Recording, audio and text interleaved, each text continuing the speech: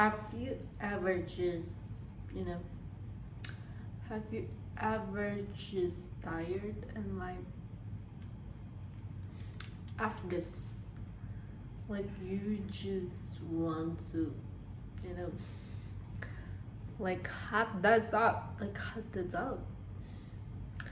and then I'm sorry if this is distracting, but I'm trying to give the fantasy of when you are kid and you are under the blanket and then you are trying to tell a story.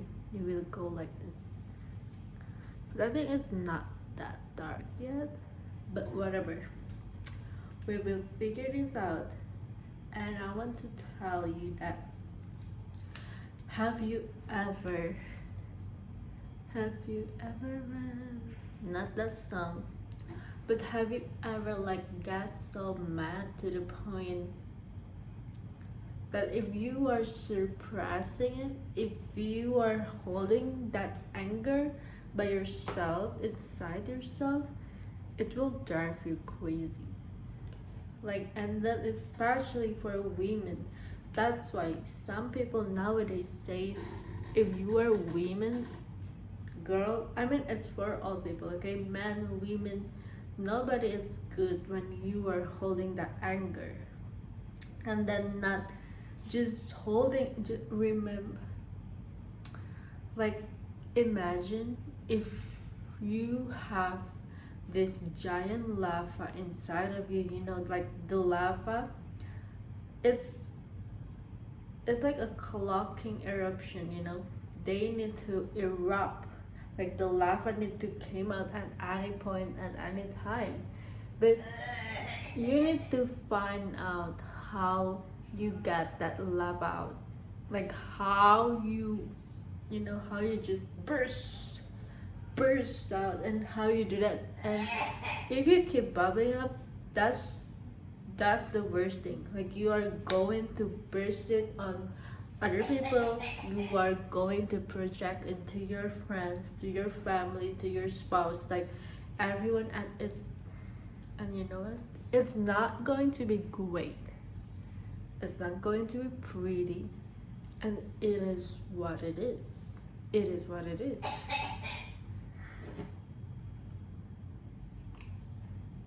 And again, like, one of this, I think I learned this, I heard about this, that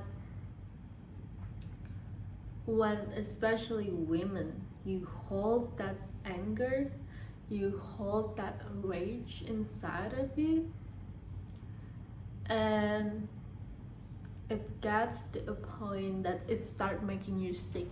I'm not lying, I'm not making this up. Like, you can research it all you want, you can find there's so many evidence about it.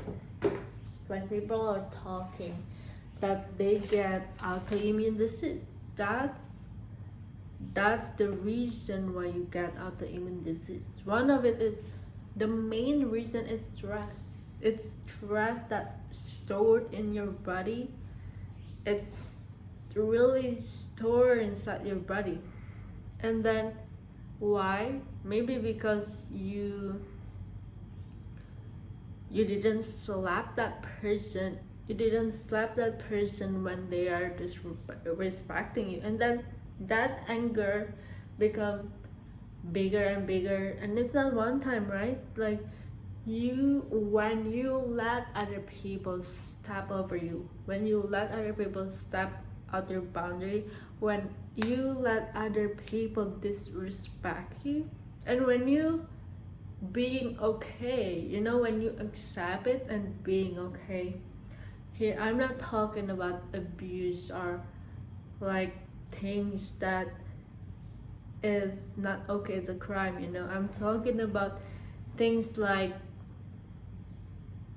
maybe disrespecting in a way. Somebody talk over you in a meeting, and then you're just letting it slide, and maybe you are really mad because people are being late, and then that's not okay. And then you know that you feel that you are angry. Yeah, every little things, and especially the little things matter. We oftentimes like gaslight ourselves. Oh, it's just a little things, they just late for 5 minutes. It's just a small thing. No, it's not. Like, even if it's small, but that anger, that feeling that you have, every single feeling that you have is valid.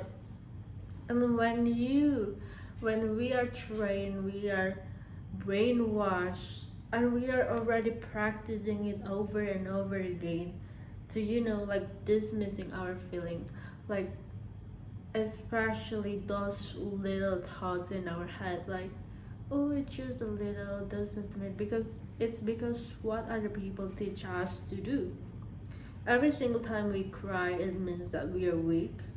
Like, this society that we live in always associate crying means like weakness, and like crying means that, oh, you're such a cry baby, and crying means that you are what, disempowered, you are fragile, you are vulnerable, you are too soft, you are not strong, you are, yeah, you name it.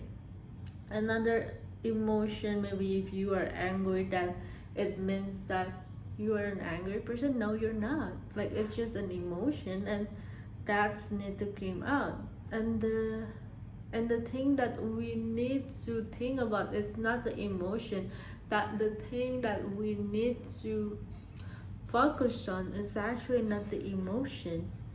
It's actually, we must focus on the root cause of it, the root cause of why we get angry. And if we get angry often, then why we get angry often? Maybe it's because it's caused by the exact same thing every single day, but we didn't even try to find out, and we didn't even open ourselves to hear those emotions and to ask them, why are you here? Like, especially if those frequent emotion came up, like, why are you here often? Like, what do I need to pay attention to? And yeah, like, especially when we go to therapy, right? Like, I think this is one of the things that I don't really like. I mean, therapy is great, but there is also a downside of it. Maybe when it's like therapy, I went to therapy, I think the first time it's 2016. It's been a while. It's 10 years ago. So yeah. And if you went to therapy, like, especially in therapy in hospital, I don't recommend it. And yeah, we will go to that later. But the reason that I don't recommend it is because most of them, I'm saying this, most of them, okay, not all of therapies, but most of them often than not focusing more on like diagnosing, right? Like analyzing what is wrong with this person, and then what is the problem that is need to be fixed. But it's like, it's given an impression that there is something wrong with us, like, and after that, it's so funny because it's like we are given an illness, like a disease. But it's so weird, right? Why that emotion, like, yeah, maybe it's an illness, maybe that and disease, but to be perceived, to be given to us like it as the same part as other terminal illness, it feels like that, especially when you are in hospital. Like, imagine that it's a wide white room, you know it's daunting, and then you're with doctor, and then when you are sick, of course you want to be healed, you know, you want to get better, you don't want this sickness anymore. But guess what, like depression and anxiety, another kind of our mental condition, it's not like our physical illness that can be treated with medicine. Like there is no one that can guarantee you if you eat this pill then you will be better at 6 days, 1 week. No one. And even if after 1 year, like there are many people that not getting better too. So I mean, this is my opinion, but I'm not saying this is true. You can have your own opinions. This is a place where we exchange. Yeah, again, I'm not saying that you shouldn't go to therapy. Like, it's great, but there's some variable into it that could get improved, you know? Like, imagine that if we get our, like, skull broken, okay, we go to the doctor and it's very clear the instruction, and then after we do that, like most of the time it's guaranteed that it's healed. But with our mental, it's not like that. It's not that simple. And what I don't like is they focus more on the symptom, you know, on the symptom, like, oh, you cannot sleep, you cannot that, okay, so you are depressed. But why? Yeah, maybe some of them also get into that, like we tell a story, oh, because this, like, because, you know, like maybe you are in the tough, like, relationship with your parents or family. Yes, but they are not, like, think about this. Okay, maybe you get the medicine, and more often than not, like, they didn't help us to get to the root cause, you know, they didn't ask the right question to get the answer, to also help us to know what the answer that need to be refilled inside of us. For example, I used to live in a very dysfunctional family, and you know, they didn't, well, that's not their fault too, but you know, isn't it their job to help me get deep into that? But instead, what they are doing is just they focus more on, oh yeah, you cannot sleep, so you got this, like, thing about like 60 minutes, right? And then 45 or 50 minutes they focus more on, oh yeah, you need to breathe like this, blah blah blah. But imagine if you already do this stuff, do the breath work, do everything, but if you still live in the dysfunctional family, if you still live with parents that verbally abuse you, would you get better? I don't think so. And many of us don't realize that we live in dysfunctional family or relationship, or if you are married, it's because that maybe it's also because education, but yeah, it's one of their job, don't you think so? Like, oh, this is a relationship not okay, but why they didn't talk about that enough, right? I don't know. Yeah, there is that, my 2 coins. Yeah, I think for that topic I will close it. Let's move on. Again, like, this is not an easy one, but what I find better with therapy, I realized that I am more comfortable with certain people that outside of hospital especially. And And I don't know, maybe it's just me, but I tried with like therapy. It's not like the traditional therapy, but it's like coaching, and it's just like a friend, more casual. And she focused more on, what's troubling. And the most important thing about therapists is non-judgmental. It's, you cannot be judgmental, and that's hard. Okay, I know.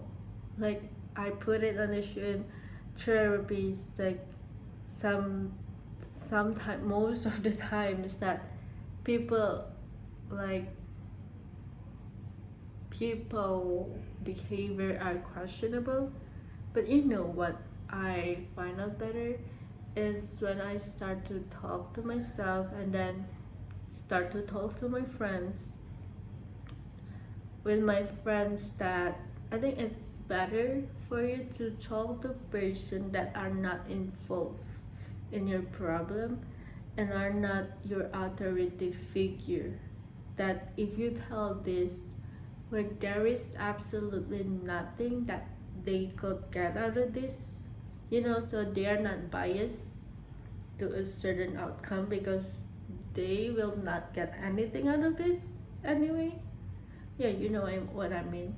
But we all need that friend, and we all have that friend, and we all are that friend for somebody, or for many of people that you didn't realize, that maybe just by listening to their story, it's like they get better. But that person, by just telling them a story, telling them that even just your day, yeah, just they are bad, and then suddenly you feel better.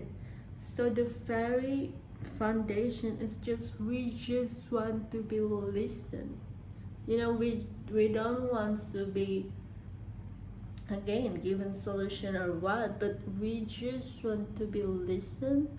We just want to be whole, like, given the space to talk, given the space, non-judgmental space, given the space to just be, to express ourselves. And I get it, that's hard thing, right? Like, the hardest thing is actually finding the space. Where is it? But you also must be able to create the space, either within yourself, or create the space with community, or create a space with your friends. Yeah, it's fun. It's a journey, and that's your journey to find this space. Maybe this space is just, when I talk about space, it could be like physical. Or when I talk about space, it doesn't mean that you need to be alone, right? When I talk about space, it's time and place. Time and place where you can be honest with yourself. Time and place where you can be listened by other people or by yourself. Maybe that space that you can feel relaxed or joyful is by at the cafe drinking your tea, and then you're alone on a solo date, and then you buy yourself flower. That sounds lovely.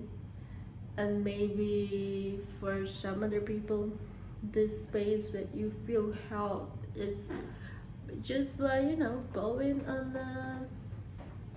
going on a picnic with your friends that you haven't seen in a while, and you just there reading books, like, silently but face to face. And I have seen that, and it's look lovely, it feel lovely, works. And maybe the other space, it's also within you. Maybe you could just create a corner in your bedroom, and just, it's like a crying booth, maybe a crying place where it's nice. Maybe you give yourself some caution, and that's a place for you. You are free to, if you sit here, like, you are free to cry, like, this is, but I hate it, like, one of the things that for me it's really sad. I think most people can relate to this, especially when you have siblings, when you don't sleep in your own room, when you have many people in your house, and you know that feeling that when you cry you need to go into the bathroom. That's the only place that is safe for you to cry. I get it. I get it, girl. Like it, like that. But you know, when if you are right now in that place where you haven't have the place to even free to cry, that's okay. That's okay. We will get better. We will find another place. For example, me. Now I have more freedom, like, and I have more space, like physical space in my room and in my house. So thank God. And yeah, but right now, you know, maybe there are a lot of things. If you cry in the bathroom, it doesn't need like you're hiding or something. Maybe just play something nice. Like what I find it really helpful. Like if you in the bathroom, it's really helpful, you know, to make the light a little warmer. Maybe instead of a lamp, you use candle. And while you're crying, it's very helpful to be, for me it's very calming to be around fire, like dancing fire. I like it, but yeah, that's up to you. So there is that. And then if you are people that, you know, after we're crying in the subway, crying in the train, I have been there and I have seen people do that too. But I don't know, when crying in public places, I feel free, I feel seen. I mean, I didn't feel judged. It's weird, right? Like, it's weird that people, stranger that don't know us, stranger that we know that we don't know, but it's just they are passing, they are letting us be wherever we want, do whatever we want. And then in our home, like, it's weird, it's like the opposite. Why do the people that know us the most, that are closest to us, most of the time are the one that hurting us? Maybe that is the one that causing us to feel hurt, and then causing us to suppress, to feel shame and guilty of feeling hurt. You know what I mean? Like, you understand? Like, they are the one that causing you to feel the emotion, but they are the ones too that judge you when you feel those emotions. Yeah, girl, I got it. Like, we've been there, we've been there. It is what it is. So, like, you need an outlet. Like, punch. I'm not saying that you punch other person, but if that's necessary, boxing, okay? It's a sport. It's a sport. Don't add me saying that I teach you violence. No, it's not. Okay, it's good. Okay, I think I will see you later. See you later, alligator. My dog is barking. It's the evening, so I hope you're having a good evening, good night, and thank you for being here. And I hope that, you know, you do your own thing, girl. Like, I hope you know that you are the shit. Bye.